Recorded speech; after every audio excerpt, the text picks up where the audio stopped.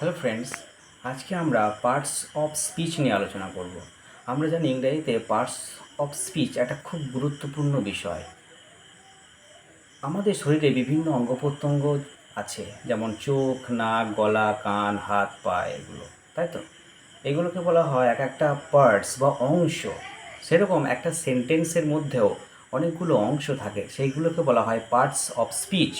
আমি যদি বলি হি ইজ আ বয়, ঠিক আছে, হি একটা পার্টস অংশ, ইজ একটা পার্ট অংশ, এ একটা অংশ, বয় একটা অংশ, ঠিক আছে।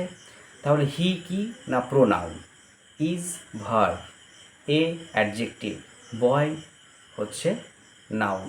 তাহলে ইংরাজিতে টোটাল 8টা পার্টস অফ স্পিচ আছে। সেগুলি হলো noun, pronoun, adjective, verb, adverb, preposition, conjunction এবং ইন্টারজেকশন।